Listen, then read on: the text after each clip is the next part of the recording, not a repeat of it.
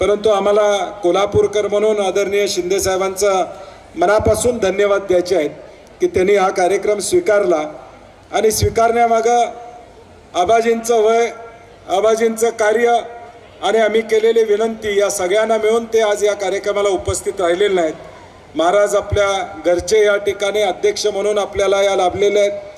आम्हा सगळ्यांचा उद्देश या कार्यक्रमामागे एवढाच होता की मी म्हटलं तसं स्वर्गीय बोंद्रे दादा असतील, स्वर्गीय PN साहेब असतील, स्वर्गीय SR पाटील साहेब असतील, अशा सगळ्यांच्या बरोबर विश्वास आबाजींनी काम केलं.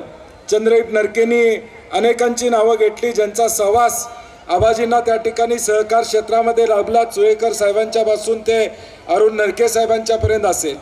या सगळ्यांच्या बरोबर गेले 40-50 वर्ष या सगळ्या परिसरामध्ये आबाजींसारख्या कार्यकर्त्यानं सहकारामध्ये प्रामुख्यानं काम केलं. महाराष्ट्रामध्ये सहकार वाढला, जोपासला आणि विशेष करून पश्चिम महाराष्ट्रानं तो वाढवण्याचं काम केलं. कोल्हापूरनं तो मुद्दामून मोठा करण्याचं काम त्या ठिकाणी केलं. यामध्ये ग्रामीण भागातल्या सहकारात काम करणाऱ्या कार्यकर्त्यांचं योगदान आणि एक स्पष्ट दिशा होती की या सहकाराच्या माध्यमातून सामान्य माणसाला न्याय द्यायचा. आणि तीच भूमिका आबाजीने आपल्या कार्यामधून सातत्यानं करण्याचा प्रयत्न या ठिकाणी केला. या राज्याला एक मोठा इतिहास आहे.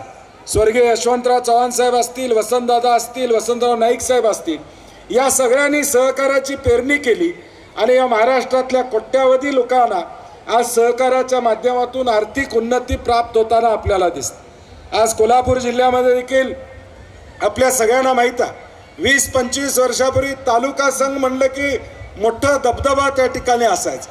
आज तोच दबदबा रयत्न या ठिकाणी कायमपणे आबाजींच्या नेतृत्वाखाली त्या ठिकाणी ठेवलेला आहे. आणि आज गोकुळमध्ये गेले 38 वर्ष आबाजी सहकाराच्या माध्यमातून काम करतायत. वासरू संगोपन ही योजना आबाजींच्या काळामध्ये त्या काळामध्ये सगळ्यांना विश्वासात येऊन सुरू झाली आणि आज चांगल्या पद्धतीनं या वासरू संगोपन योजनेला बळ मिळताना आपल्याला प्रामुख्याने या ठिकाणी दिसते. अशा अनेक चांगले उपक्रम गोकुळच्या माध्यमातून राबवण्याचा प्रयत्न प्रामाणिकपणे त्यांनी केला.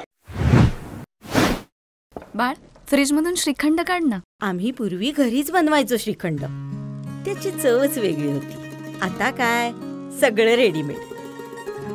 आजी, हे श्रीखंड खाऊन बघ. आज तुझ्या आईनं घरीच बनवलं की काय? हे आहे गोकुळचं श्रीखंड. अगदी जिभेवर रेंगाळणार. जिभेवरच नाही तर मनावरही रेंगाळणार. गोकुळ श्रीखंड, मनावर रेंगाळणार.